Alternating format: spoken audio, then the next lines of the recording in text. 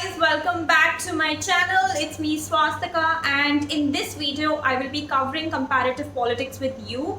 In particular, I will be covering approaches to comparative politics because that is something that is a very important topic and a lot of questions are asked from it in not just your entrance papers for master's courses but also in UGC NET. So because it's such an important topic, I will be covering it with you today. But before I begin, if in case you're new here, I request you to please press the subscribe button, that's the red button at the bottom of the video screen. So without any further ado, let's get to it.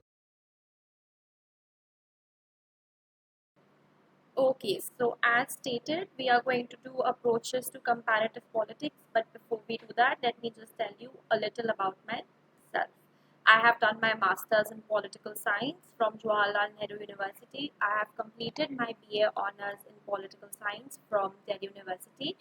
And in case you're new here, please don't forget to subscribe. You can also ask your questions in the comment section down below.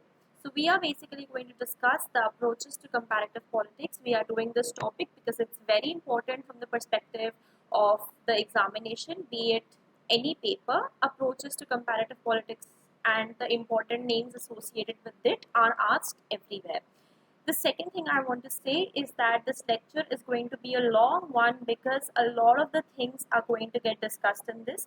So please take notes if you wish to. The third thing I want to say is that not only is this lecture relevant for people who are preparing for entrance examinations, NET and all the other papers, but it is also relevant for people who are preparing for their Delhi University papers, who are doing their bachelor's and preparing for Delhi University papers, because I am covering approaches to comparative politics, which is very much a part of their syllabus. So in this lecture, we are going to discuss 5 approaches. One is the political system, political culture, political economy, new institutionalism, and feminist perspective. So the first thing that we are going to start off with is the political system approach. So Robert Dahl, in his book titled The Modern Political Analysis, had said that any collection of elements that interact in some way with one another can be considered a system. Example, a galaxy, a football team, a legislature, or a political party. So this was the definition of a system that had been given by Robert Dahl, which basically said what I have already stated. Secondly, Ronald Chilcott, in his book, which was called Theories of Comparative Politics, had argued that today the origin of systems theory has been taken from many streams of sciences, including field of biology, cybernetics, operational research. System theory in political science also is indebted to contributions from economics, sociology, and other social sciences. So by saying that, Chilcott is basically implying that systems, and especially political systems, are interdependent and interdisciplinary. So also according to Ronald Chilcott, there are going to be 3 strands or 3 trends that are important when we study the political system. The first one is going to be the grand theory given by David Easton. This is historical in nature and it emanates from natural and physical science. So this is one of the most influential theories and it is very important, and we will be covering this in great detail because a lot of questions are asked from here. The second is structural functionalism, which is by Talcott Parson, Gabriel Almond, Radcliffe Brown, Arthur Bentley, and David Truman. The last one is going to be Marxist understanding of system theory. So this basically gives us an alternative global theory.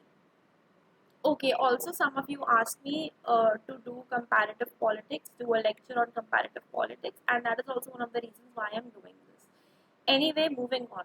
So the first trend that we have already discussed is David Easton with his grand theory. So according to Easton, political phenomena does not take place in a closed circuit or in isolation.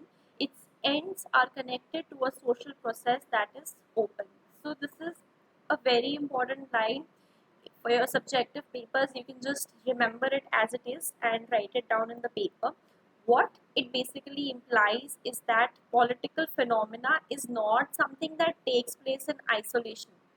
That this is the phenomena and this is the rest of the world and it's in isolation. It is not something that takes place in isolation or in a closed circuit.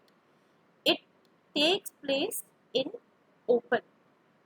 Political system receives input as demands and support from the environment, and it produces output in the form of policies and decisions. So what they basically mean is that these are the inputs, this is the political system, and these are the outputs. Inputs are given in the form of demands and outputs are produced in forms of policies and decisions. So this is basically what the diagram looks like. Inputs get in as demands and they are often called the raw material. They are then put in the political system and then they are taken out in the form of policies, which is considered the output. So this output leads to feedback, and the feedback that we get from people generates further demand. So this is the system that you have to keep in mind every time somebody asks you what is the grand theory by David Easton. Remember, raw material as demand goes into the political system, comes out as output in the form of policies and policy making, and on those policies we get feedback from the environment, and this feedback further generates more demand. अगर ये समझ नहीं आ रहा है तो एक simple से words में सोचो कि आपको एक कॉटन की शर्ट चाहिए है और वो कॉटन की शर्ट कैसे बनेगी.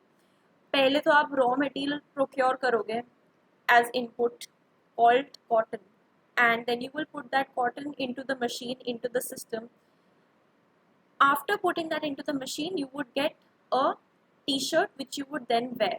This would be cotton in nature. Similarly, you would put inputs into the political system through which you would get the output, and this output would generate feedback for you from this environment, and then the feedback would generate further demand. So it's simple. If you have to wear a cotton shirt, if you have to buy a cotton shirt, you first procure the raw material, that is cotton, you put that into a political system, and from that you get the output, which is a cotton shirt. So he further goes on to say that there are 4 kinds of input. The first is the demand for allocation of goods and services, demand for regulation of behavior such as making statutes pertaining to marriage, health, sanitation, demand for participation in political system, example right to vote, demand for communication and information. He's also identified 4 kinds of support, which include material support, obedience to law, participatory support, paying attention to governmental communication. So 4 kinds of support is also included. Lastly, he's including 4 kinds of output in the form of extractions called taxes or tribute, in the form of regulation of behavior, which covers a wide range of human activities, in the form of allocation of goods and services, opportunities, honor, etc., in the form of symbolic outputs called the affirmation of values, display of political symbols like national flag, etc. So that was basically David Easton for you. It's not very difficult to remember, it's not very difficult to understand. You just have to understand the input-output analysis. Every time somebody says David Easton, the first thing that should come to your mind is the input-output analysis. Okay. Saying that, we are going to move on to the second theory, which is the structural functionalism. So this was something which was also influenced by Easton's work. The early thinkers that sort of worked on this include thinkers like Radcliffe Brown, B. Malinowski, Talcott Parsons, Robert Merton, Marion Levy. They sort of laid the foundation stone for this theory, but it was Gabriel Almond and James S. Coleman in their work called The Politics of Developing Areas, published in 1960. Please remember this work, very important, super important, quoted in all the subjective papers you can. And it was these people who developed the structural functional approach as we know it. So guys, this is very important, structural functional approach. always there is a question asked from here. So Gabriel Almond defines a political system as a system of interactions to be found in all advanced and backward societies, which performs the function of integration and adaptation by means of employment or threat of employment or more or less legitimate physical compulsion. Political system is the legitimate order maintaining system of the society. He further says that the system has some properties. The first property is going to be comprehensiveness.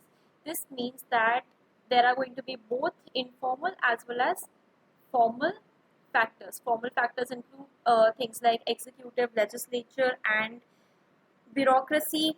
This means that there are going to be interactions that are going to take place between formal factors like bureaucracy, legislature, executive, and informal processes, which include things like caste groups, kinship groups, so on and so forth. So it is only due to the interactions between both of these factors that we have a comprehensive system.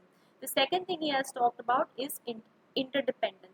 When he says interdependence, he means that if there is a change in subset A, it would lead to a change in subset B because both of them are interdependent on each other. Think of it as a dominoes effect.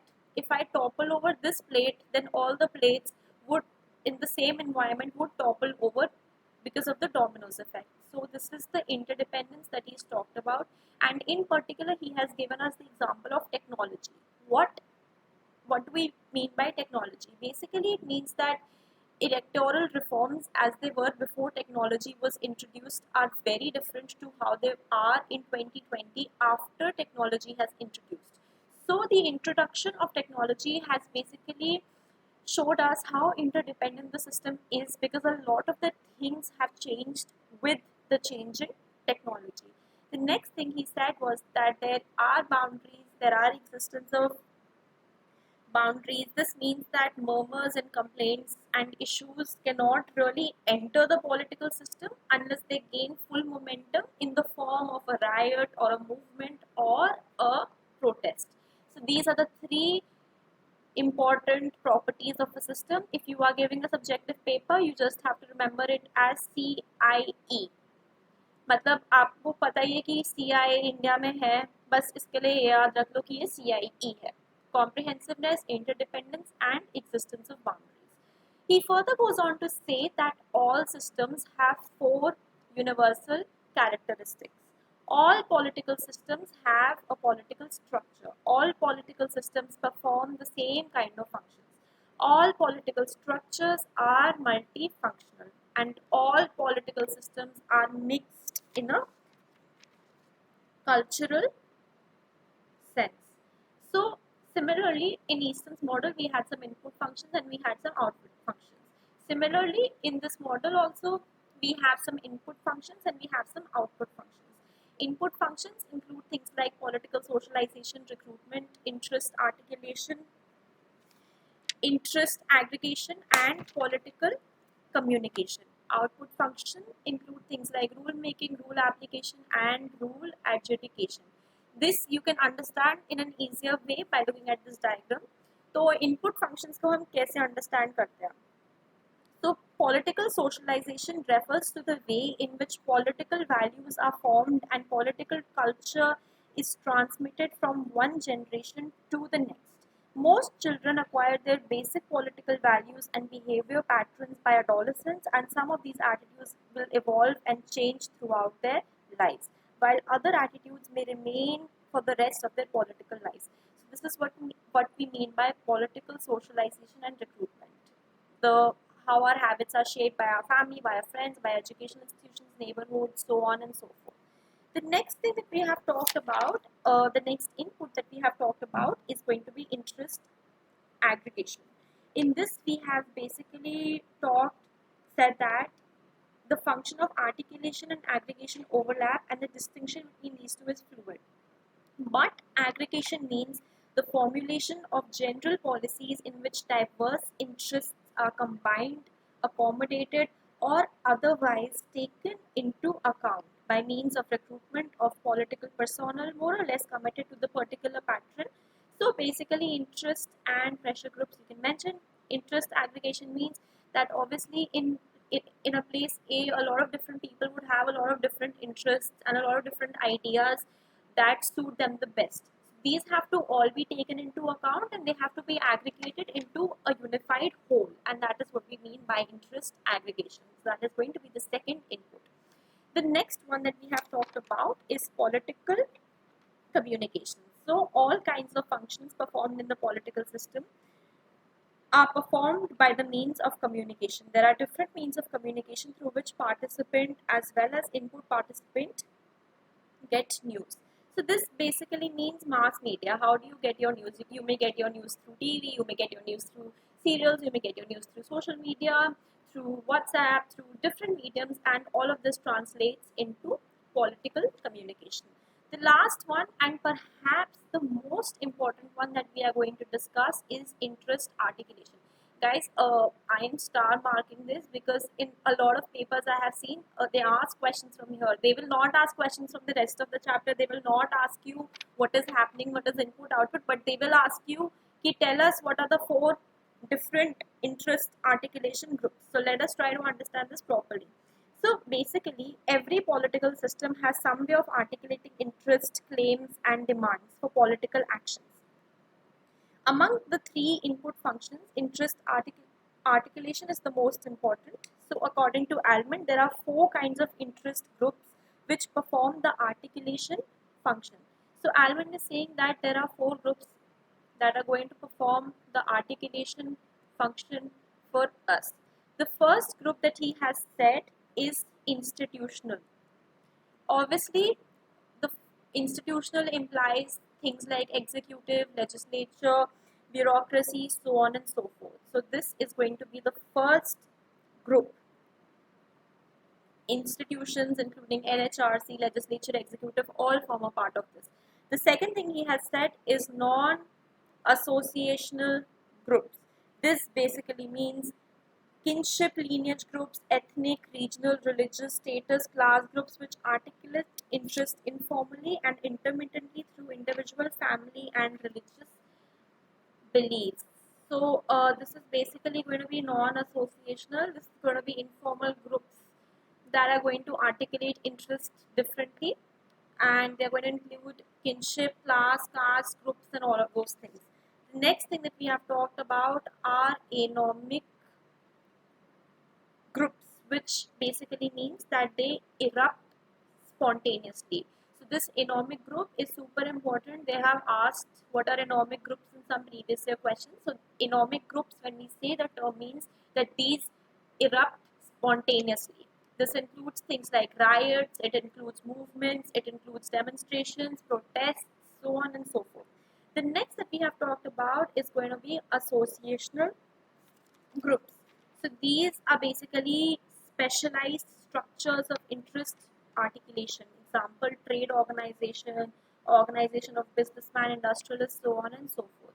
So these are the four important inputs. They go through the political system and they give us rule making, which is primarily done by the legislature, rule application, which is primarily done by the executive, rule adjudication, which is primarily done by the judiciary. So that's it. Moving on, we are going to talk about the second approach now. This approach is termed political culture. But before we do that, let's try to actually understand what culture is. So culture can be understood as a system of symbols or a way of life in terms of manners, etc. And it basically lacks fixed boundaries. It is something which is ever changes, which is in ever changing flux. What does this mean? This means that if this is our culture, then this is something that is not going to have any of these boundaries. This is something which can change and which keeps changing because it is in constant flux. It is in constant flux because it is a way of life. It is about our mannerisms. It is about a system of symbols.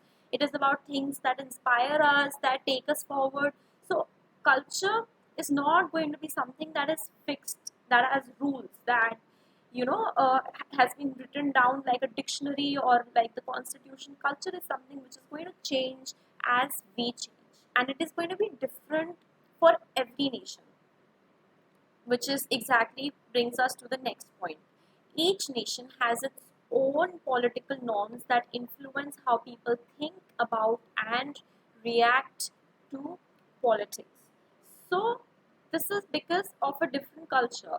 For example, let's take the example of France. So, France fought the French Revolution, and due to that, we see that they have a culture of liberty, equality, and fraternity. This they got, these cultural norms they got after they fought the French Revolution. So, this is a set of orientations that is typical to France, that is typical to their culture because of how their history sort of led them to it. Similarly, the freedom movements in America paved the way for Americans wanting rights for freedom and liberty and justice and so on and so forth. America also has the Statue of Liberty, which is entirely its own, out of its own creating. So we can say that that is a part of their culture. We can also see that Americans' strong sense of patriotism, the Japanese deference to political elites, the French proclivity for protest, the Iranian aspiration for nuclear quest, despite of strong Western protest, all illustrate how political norms shape politics. So in this, we are basically what we are trying to understand is that political norms and political attitudes can in fact change a lot of stuff. So Gabriel Almond and Sidney Verba had written the book titled Civic Culture, Political Attitudes and Democracy in Five Nations, which was published in 1963. Please remember this book, popularly asked question, star mark once again. So this book basically gave us a comparative study of US, Great Britain, Germany, Italy, and Mexico. Please also remember what this book was about. Remember the author, remember the title, and remember what this book was about. So, political culture includes political orientation towards a specific culture. It is basically a set of orientations towards political objects among members of the nation state. So, I have already explained this to you, that political culture of a country includes the political orientation. For example, again, let's go back to the French Revolution example. The France fought the French Revolution, and that paved the way for liberty, equality, and fraternity. So this is entirely theirs, this political culture, and this happened. This set of orientation came towards the political objects among the members of the nation state. So when we say France, we obviously imply all the members of France who shared the similar history of fighting the French Revolution, and that paved the way for liberty, equality, and fraternity, which then formed a part of their political culture. So, the political culture of a nation is a particular distribution of patterns of orientation towards political objects. There are three kinds of orientation that we are talking about. One is cognitive orientation, which is knowledge of and belief about the political system, its role, and the incumbent of these roles, its inputs and its outputs. The second is affective orientation, which is a feeling about political system, its roles, personal and performance. The third is evaluative orientation, where the judgment and opinions about political objects that typically involve the combination of value standards and criteria with the information and feelings. So, the political culture of a nation is the particular distribution of patterns of orientation towards political objects amongst the members of the member state. So, Almond and Verba further identified three specific roles. They identified a structure. Structure would obviously include the executive, legislature, bureaucracy, everything that is structural, institutional. Second, they identified incumbent roles such as monarch, legislature, administrators. Third, they identified particular public choices decisions. According to Powell, any nation's political culture may be mapped at three levels. The first level of mapping would be political system. The second level of mapping would be process level, and the third would be policy level. I think this is self-understood. Okay, so moving on, he said that there are three kinds of political culture. The first is parochial culture. Parochial culture means that the subjects of the nation have no idea what is happening. They are absolutely non participative in the daily affairs of the government. They don't know what's happening. They are ignorant subjects, and they may be illiterate. They may be rural people living in remote areas. They might just be ignoring politics, and they have nothing to do with what's happening. So just think of them as sheep. They don't know what's going on. They're probably illiterate, no idea what's happening. The second is going to be subject political culture.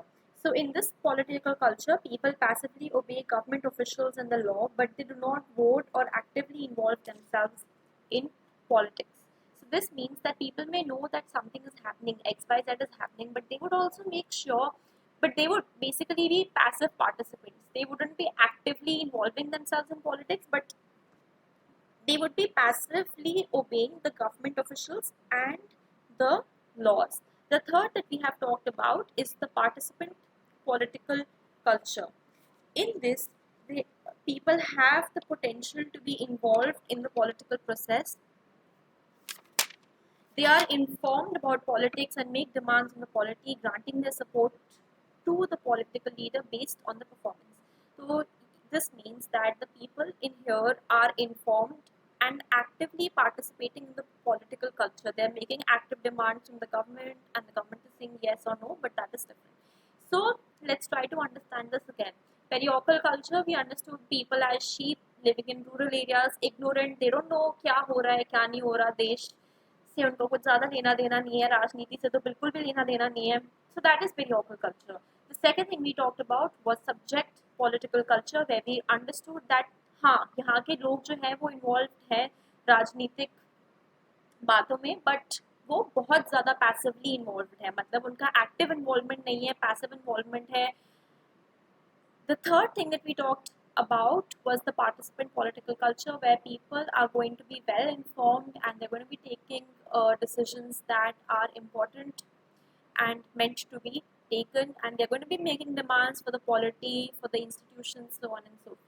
So Almond describes civic culture as the mixture of these three. So this is very important. What is civic culture? This was a question that was asked in one of my question papers. In I think when I gave the JNU entrance, they asked a question on civic culture. So important to keep this in mind.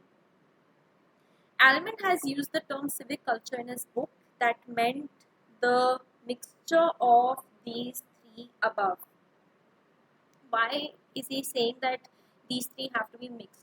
So Almond feels that there cannot be a society where only one of the culture prevails. He's saying that in most of the societies all three kinds of people are there. मतलब आपको एक जगह में तीनों type के लोग मिलेंगे. आपको ऐसे भी लोग मिलेंगे जिनको कुछ नहीं पता कि क्या हो रहा है. आपको ऐसे भी लोग मिलेंगे जो पैसिवली इन्वॉल्व है पॉलिटिक्स में कि हाँ गवर्नमेंट कह रही है हम ओबे कर लेंगे, सही बात है. आपको ऐसे भी लोग मिलेंगे जो बहुत ज़्यादा एक्टिवली इन्वॉल्व है पॉलिटिक्स में, उनको राजनीतिक बातों से बहुत फ़र्क पड़ता है, वो डिमांड करते हैं गवर्नमेंट से कि उनको ये चाहिए वो चाहिए. तो ऐसा नहीं है कि आपको सिर्फ एक चीज़ मिलेगी, आपको ये तीनों चीज़ें मिलेंगी, और ये तीनों चीज़ें जब मिलती हैं तो वो आपका civic culture फॉर्म करता है. He also said something interesting. He said that civic culture is similar to a rationality activist model of political culture. This means that in a civic culture, it is not that people are making decisions and taking decisions on the basis of emotions and how they feel. People are taking decisions on the basis of how they think. Now, thinking and feeling are two very different things. When I talk about feelings, that means that the janta is attached to is giving you vote because of their emotions or because of how emotionally triggered they are. But no, civic culture, when we talk about thinking, we talk about rationality. We assume that the people who are participating in the culture are people who are in a position to take well-informed, rational decisions, and so these are the people that constitute the civic culture. The third thing that we have talked about is that it stresses on the participation of individuals in the political input process.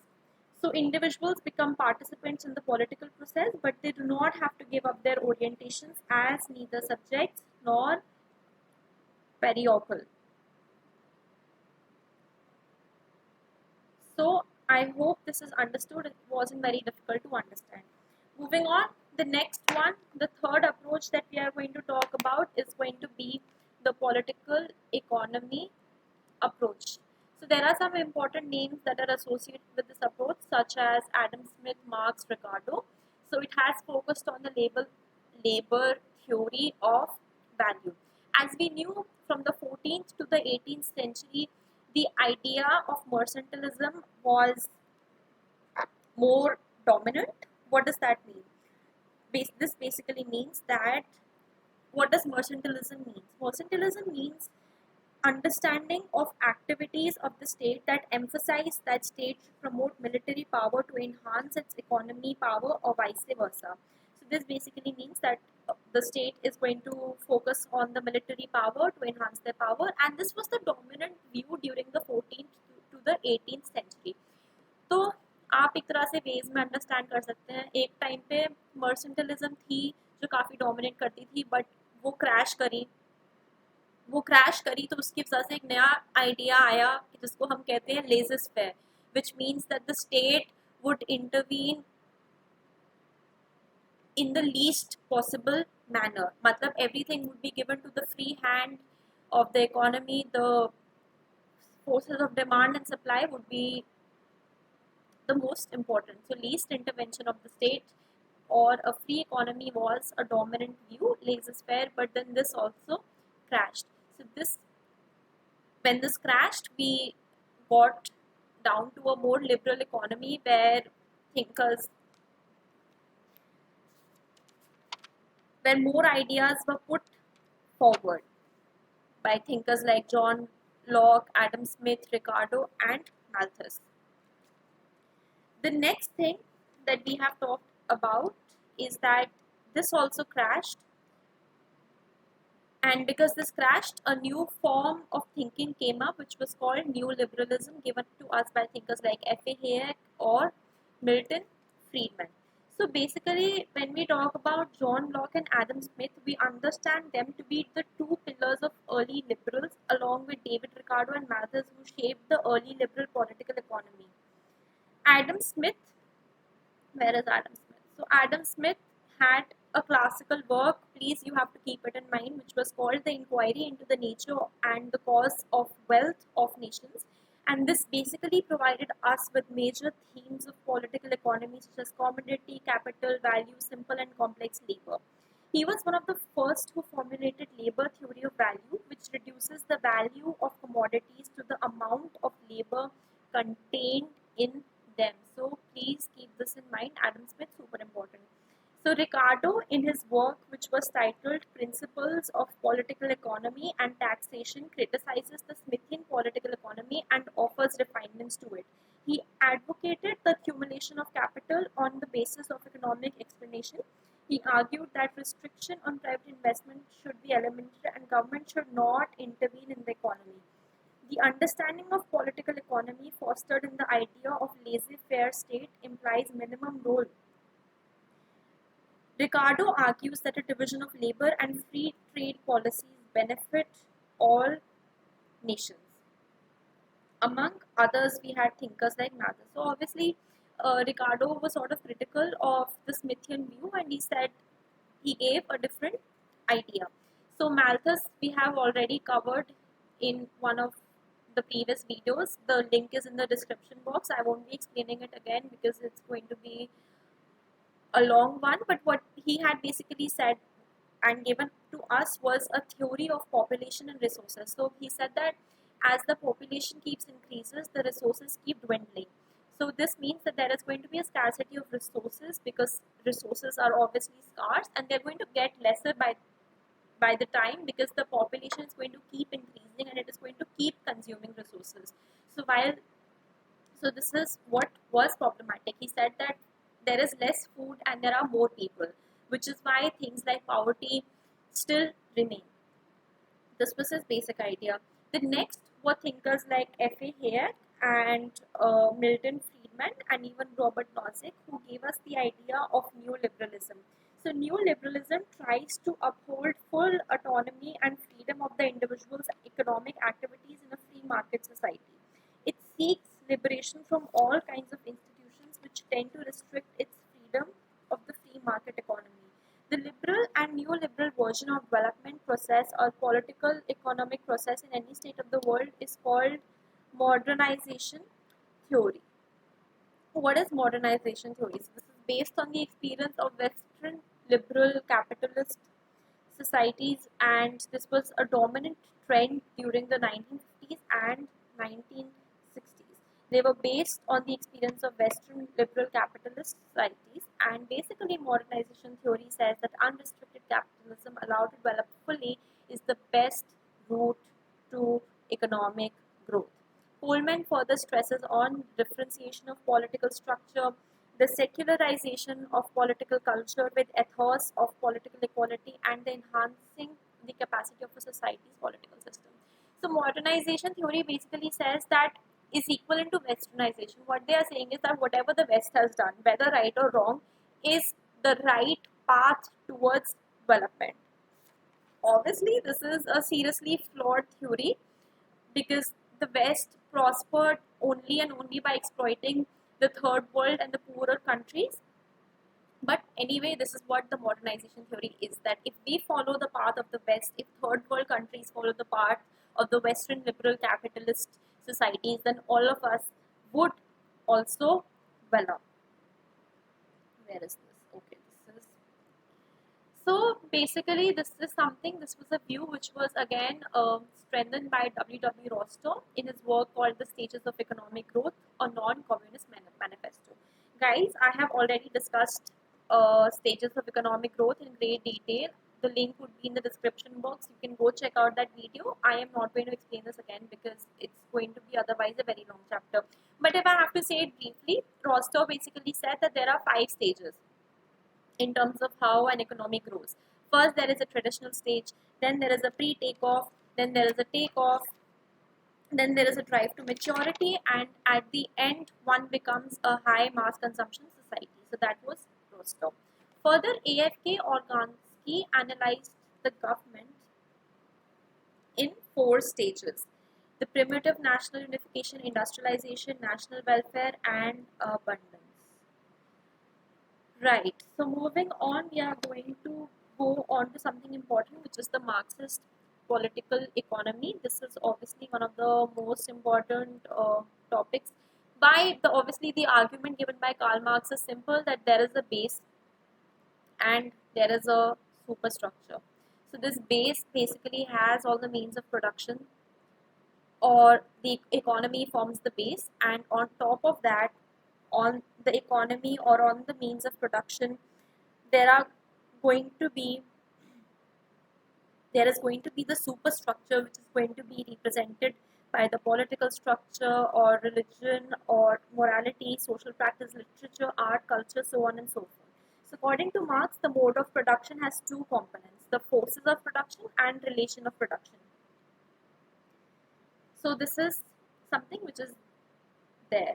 The second thing that has been talked about is development as underdevelopment and dependency theory. So this is basically given to us by Raoul Prebisch, and this basically the foundation of this theory developed in 1950s by research in the Economic Commission of Latin America and Caribbean.